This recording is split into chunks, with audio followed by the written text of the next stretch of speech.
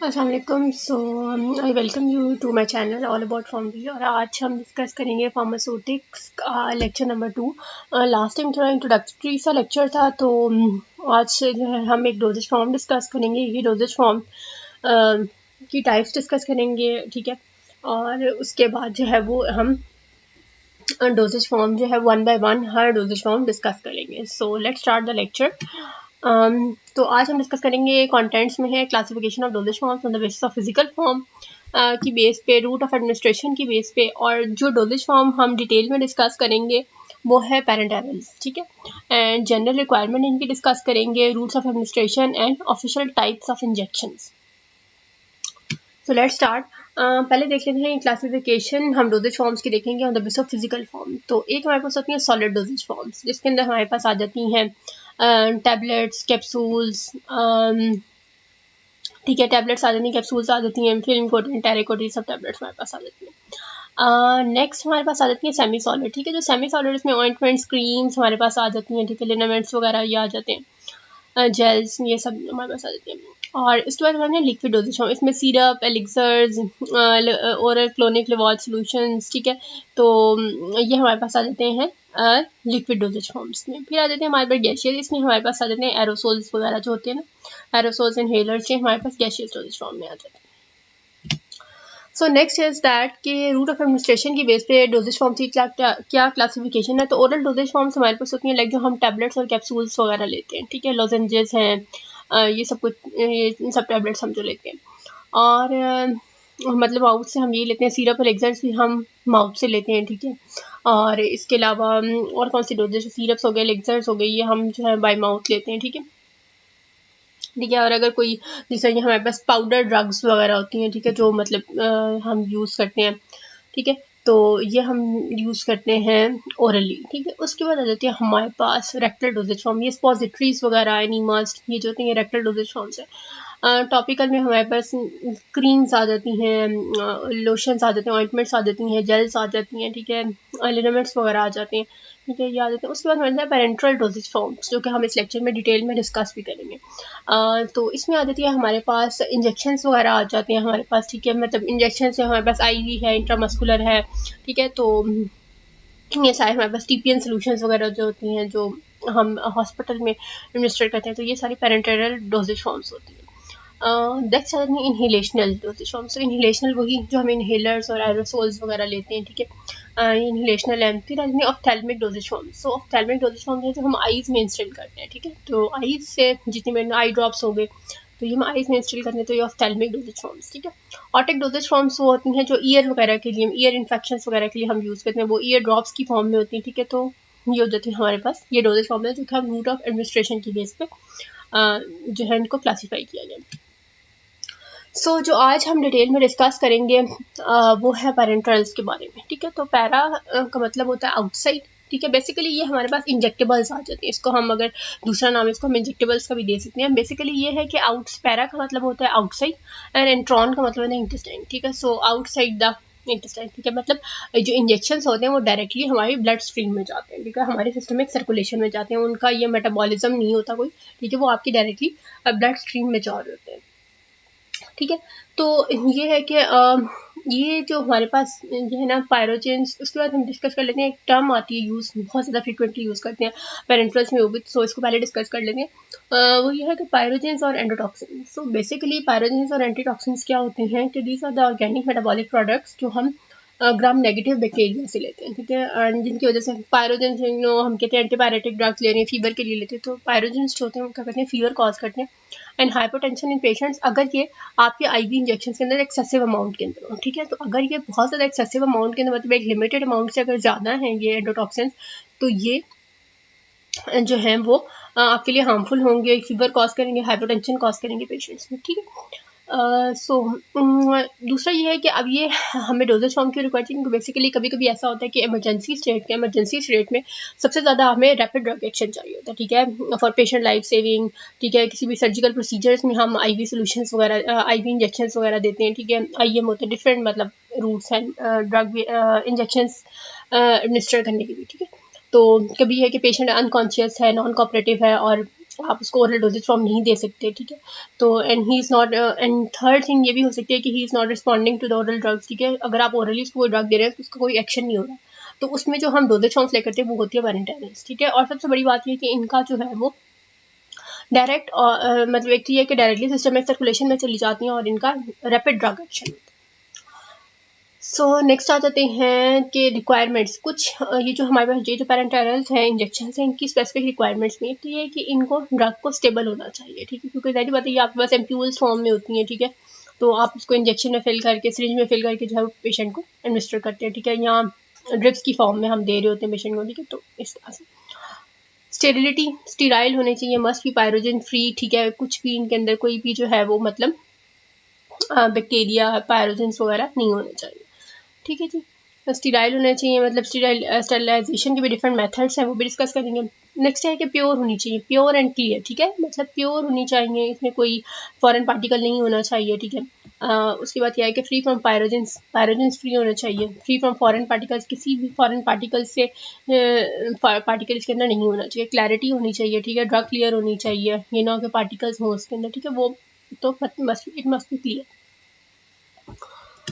So next आते हैं हमारे पास रूट ऑफ एडमिनिस्ट्रेशन आगे के पेरेंटैरल्स को एडमिनिस्टर करने के भी हमारे पास कुछ रूट्स हैं, ठीक है। तो इसमें सबसे पहले है intra articular. Intra articular route जो होता है कि जो हम जॉइंट्स में देते हैं, ठीक है, जॉइंट्स की कोई डिजीज़ है तो हम जो ड्रग इंजेक्शन है वो जॉइंट्स में देते हैं, उसको हम इंट्रा आर्टिकुलर कहते हैं, ठीक है। गाउट के लिए, ठीक है, रुमेटॉइड आर्थराइटिस के लिए देते हैं, ठीक है। फिर आ जाता है इंट्रासाइनोवियल, ये होता है इन द साइनोवियल फ्लूइड, जो जॉइंट्स का फ्लूइड होता है उसके अंदर हम ड्रग इंजेक्ट करते हैं। नेक्स्ट आता है इंट्रास्पाइनल, स्पाइनल कॉर्ड के अंदर, ठीक है। इंट्रा आर्टीरियल हमारे पास होता है इंटू द आर्टरीज, ठीक है, आर्टरीज के अंदर इंजेक्ट करते हैं। इंट्राकार्डियल होता है हमारे पास, एक इंट्राथीकल भी होता है, वो बेसिकली होता है इंटू द स्पाइनल फ्लूइड, ठीक है, वो यहाँ मेंशन नहीं है, लेकिन इंट्राथीकल जो होता है वो स्पाइनल फ्लूइड में होता है। फिर आते हैं इंट्राकार्डियल, ये हार्ट के अंदर, ये कुछ ऐसी हार्ट कंडीशन है जिसमें हम डायरेक्ट हार्ट में इंजेक्शन देते हैं, ठीक है, इंटू द हार्ट, ठीक है। इंट्राडर्मल इंटू द स्किन देते हैं, ठीक है। इंट्राक्यूटेनियस है, ठीक है, ये भी स्किन में ही होता है, इंटू द स्किन होता है। और सब cutaneous beneath the skin, below the skin, जो चॉपर लेयर होती है उससे नीचे जो है सब क्यूटे बीनीथ द स्किन हम ये इंजेक्शन इंजेक्ट करते हैं, ठीक है। तो ये डायग्राम आपको दिखाई दी, इसमें स्किन की आपको डिफरेंट लेयर्स दिखेंगे। सबसे पहले है एपिडर्मिस, देन डर्मिस है, फिर सबक्यूटेनियस टिश्यू है, देन सबक्यूटेनियस एडिपोज टिश्यू है, एंड लास्ट में मसल्स एंड वेन है, ठीक है। सो इसमें अब ये बताया हुआ कि डिफरेंट जो हमारे पास इंजेक्शन हैं वो किस तरह से इंजेक्ट किए जाते हैं। तो सबसे डीप जो इंजेक्शन दिया जाता है दैट इज इंट्रामस्कुलर, ठीक है, मतलब डिक्लोरान इंजेक्शन वगैरह ये जो होते हैं हमारे पास पेन किलर इंजेक्शन होते हैं, तो ये जो है वो intramuscular deep into the skeletal muscles दिए जाते हैं, ठीक है। तो उसके बाद ये जो 212 आपको 21 और 23 नजर आ रहे हैं, ये बेसिकली जो है वो नीडल का होल साइज है, मतलब गॉज ऑफ द नीडल जिसको हम कहते हैं, ठीक है। तो ये हो जाता है। उसके बाद आ जाता है हमारे पास कि फिर एक इंजेक्शन हमारे पास है इंट्रावीनस, ठीक है। इंट्रावीनस जो है ना वो बेसिकली दिया जाता है इंटू द सबक्यूटेनियस एडिपोज, ये यहाँ तक आपको ये नजर आ रहा है, ठीक है। देन आ जाता है subcutaneous, that is beneath the skin, ये सबक्यूटेनियस टिश्यू तक जाता है, ठीक है। उसके बाद आता है इंट्राडर्मल, ये जाता है बीनीथ द स्किन, ठीक है, डर्मिस में। एपिडर्मिस अपर लेयर से जो नीचे वाली लेयर है डर्मिस, उसमें जाता है, ठीक है। सो ये हो गया। उसके बाद हम डिस्कस करेंगे वन बाय वन इन रूट्स की क्या कैरेक्टरिस्टिक्स हैं, कौन सा रूट इफेक्टिव होता है, कौन सी ड्रग्स ले सकते हैं, ठीक है। सो बेसिकली आईवी रूट हमारे पास आ जाते हैं, इंट्रावीनस कहते हैं, ये तो नॉर्मल एक रूट है, routine administration in the hospital, it's a very rapid in action and you can achieve optimum blood levels, या optimum blood levels can be achieved in short interval time, ठीक है। Short interval मतलब किसी emergency state के अंदर आपको फॉरन जो है वो ड्रग लेवल्स चाहिए ब्लड में, तो क्या है आप इस रूट से फॉरन जो है वो हमें ड्रग लेवल्स मिल जाते हैं, which are helpful for saving the life of the patient, ठीक है, मतलब कोई इमरजेंसी सिचुएशन है और इमरजेंसीज में इट्स द बेस्ट रूट, ठीक है, as I have already discussed. फिर इसका एक नेगेटिव पॉइंट जो है वो ये है कि अगर एक बार ड्रग आप दे दी जाए, एक बार एडमिनिस्टर कर दी जाए, तो ड्रग को आप रिट्रीव नहीं कर सकते, ठीक है, मतलब दोबारा वापस नहीं आ सकती। और इसमें जो है वो जो एसेप्टिक मेजर्स है ना, मतलब स्टेरिलिटी का खास ख्याल रखना है इसमें to avoid the risk of infection, ठीक है।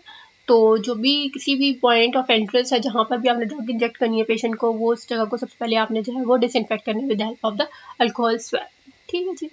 और इंजेक्टेबल्स को, नीडल्स को, ठीक है, सबको जो है वो डिसइंफेक्ट करना बिफोर यूज। ठीक है कि बहुत स्मॉल एंड लार्ज वॉल्यूम्स में भी एडमिनिस्टर, मतलब स्मॉल वॉल्यूम ड्रग भी आप इस रूट से एडमिनिस्टर कर सकते हैं और लार्ज वॉल्यूम, ठीक है। और नॉर्मली हॉस्पिटल्स में जो है वो 1000 ml के कंटेनर्स नॉर्मली यूज़ किए जाते हैं, ठीक है।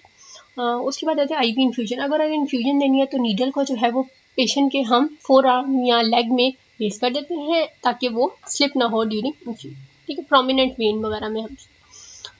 फिर तो इसका एक और जो साइड इफ़ेक्ट कह सकते हैं या आप कहें कि इसका नेगेटिव इफेक्ट है वो ये है कि देर में भी थ्रोम्बस फॉर्मेशन, ठीक है, क्लॉट बन सकता है, ठीक है।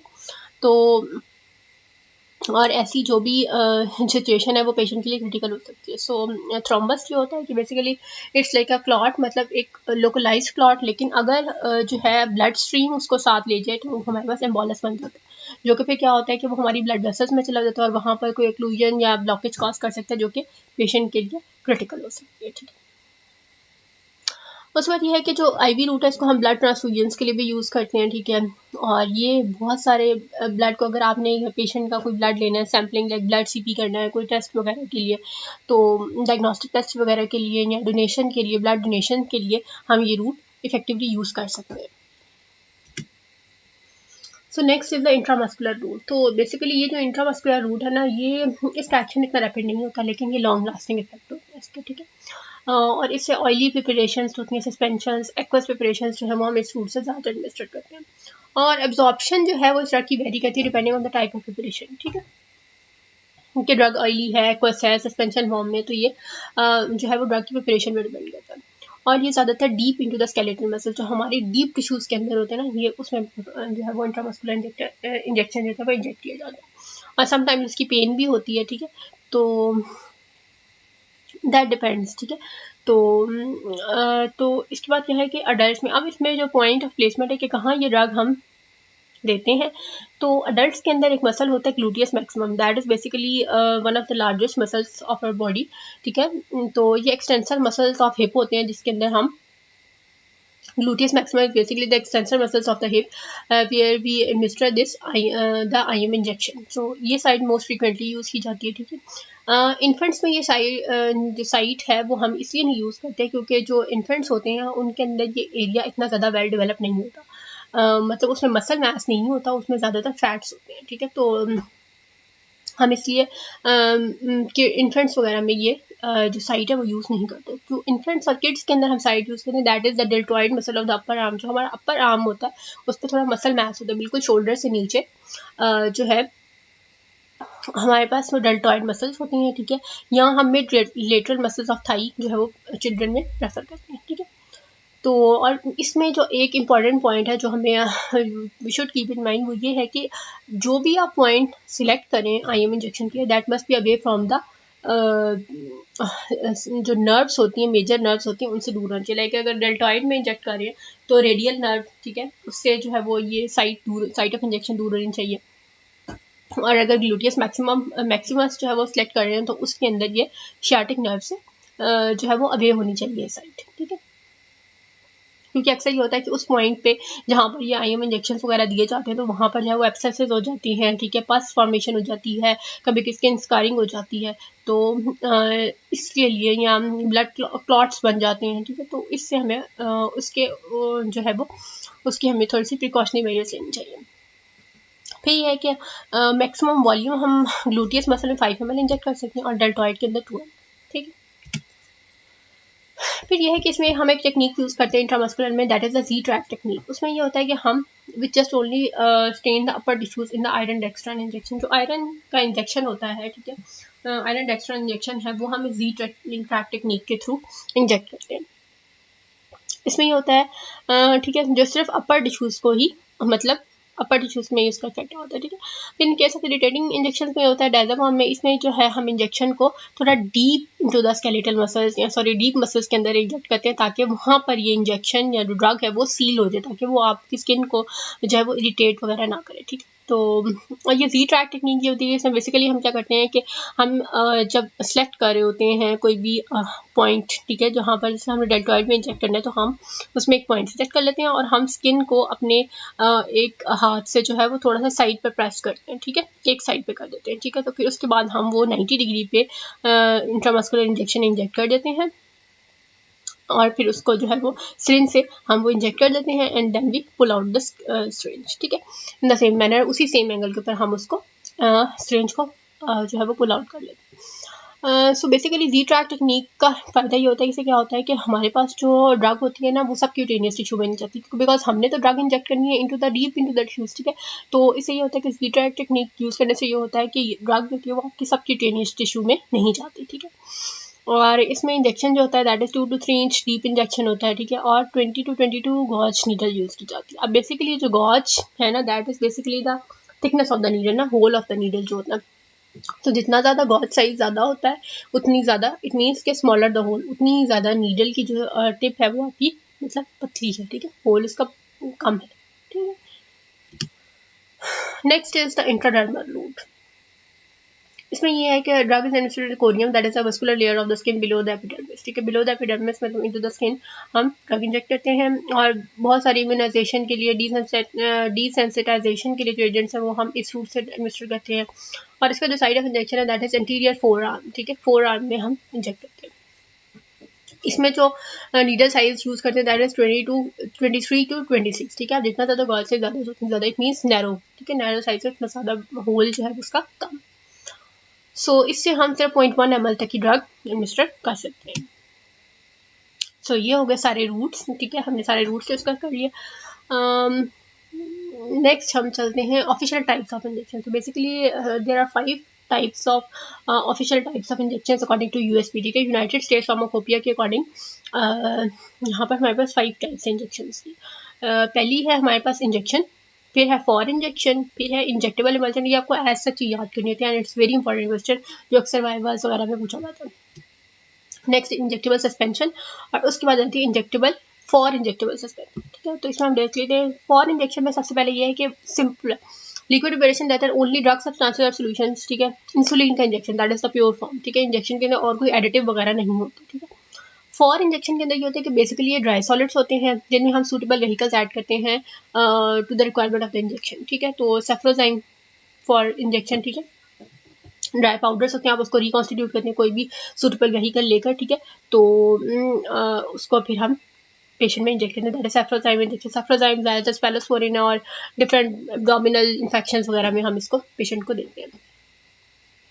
फिर है इंजेक्टेबल इमल्जन, ठीक है। इसमें ये होता है कि liquid preparation of a drug substance which is dissolved is person suitable emulsion medium, ठीक है। अब ये बेसिकली क्योंकि इमल्जन फॉर्म की ड्रग है तो हम इसको किसी भी ऐसे मीडियम के अंदर इंजेक्ट करते हैं जो कि इमल्जन होती है, ठीक है। इमल्जन मीडियम के अंदर हम जो इमल्जन का कोई भी व्हीकल है उसके अंदर हम इसको डिसॉल्व करते हैं, ठीक है, डिपेंडिंग ऑन द ड्रग। तो इसमें जो ड्रग की एग्जाम्पल है that is propofol USP, that is basically a general anaesthetic, ठीक है। जनरल एनेस्थेटिक ड्रग है और ज़्यादातर मेजर सर्जिकल प्रोसीजर्स वगैरह में यूज़ करते हैं। Then comes the injectable suspension. Basically, liquid preparation of a solid suspended in a liquid medium, ठीक है। तो liquid medium का solid suspension form में, ठीक है, solid suspended in any suitable suspending agent, ठीक है। और इसमें जो ड्रग यूज़ करते हैं हम तो देते हैं methyl prednisolone acetate, that is basically a glucocorticoid, ठीक है। और ये हम जो है वो यूज़ करते हैं पेशेंट्स में, ठीक है, इन सस्पेंशन फॉर्म। तो वो इसको हम कहते हैं injectable suspension. Then comes for injectable suspension, ठीक है जी। तो इसमें ये आती है कि dry solids that upon the addition of a suitable vehicle yields preparation conforming in all respects to the requirements of the injectable suspension. इसमें भी ये कि ड्राई सॉलिड होता है उसको आप रिकॉन्स्टिट्यूट करते हैं, ठीक है, सूटेबल व्हीकल के अंदर अकॉर्डिंग टू द सस्पेंशन, ठीक है। जो भी सस्पेंशन है आपकी इंजेक्टेबल सस्पेंशन है उसके अकॉर्डिंग या व्हीकल सिलेक्ट करते हैं। अब इसमें जो हम ड्रग की example that is imipenem and cilastatin for injectable suspension. Basically imipenem और सिलेस्टैटिन जो है ना ये हमारे पास बीटा लैक्टम एंटीबायोटिक्स, ठीक है। और ये दोनों जो है ना एक तरह से मतलब इकट्ठी इंजेक्ट की जाती हैं, टुगेदर या इंजेक्टेड टुगेदर, क्योंकि जो इमीपेनेम है that is a beta lactam antibiotic. तो सिलेस्टैटिन जो होती है ना वो बेसिकली उसकी ब्रेकडाउन को, उसकी डिग्रेडेशन को प्रिवेंट करती है इमीपेनेम की। जब हम उसको ड्रग इंजेक्ट करते हैं तो क्या होता है कि कुछ एंजाइम्स की वजह से ये ड्रग जो होती है वो डिग्रेड हो जाती है। तो हम क्या करते हैं इन दोनों को सिनर्जिस्टिकली या सिनर्जिस्टिकली तो सॉरी मतलब टुगेदर इनको इंजेक्ट करते हैं। तो क्या होता है कि ड्रग का इमीपेनेम का इफेक्ट जो होता है वो प्रोलॉन्ग हो जाता है। और बेसिकली ये भी डिफरेंट इन्फेक्शन वगैरह में हम यूज़ करते हैं, ठीक है जी। तो ये हो गया हमारे पास आज का लेक्चर। सो आज हम यही चीज़ें इसमें डिस्कस करेंगे। बाकी जो पेरेंट्रल्स के कुछ और हमारे पास रहेंगे फॉर्मुलेशन वगैरह, वो हम नेक्स्ट लेक्चर में, या व्हीकल्स जो हम इंजेक्टेबल्स में यूज़ करते हैं वो हम नेक्स्ट लेक्चर में डिस्कस करेंगे। So thank you so much for listening to the lecture and do not forget to like, subscribe and share my channel.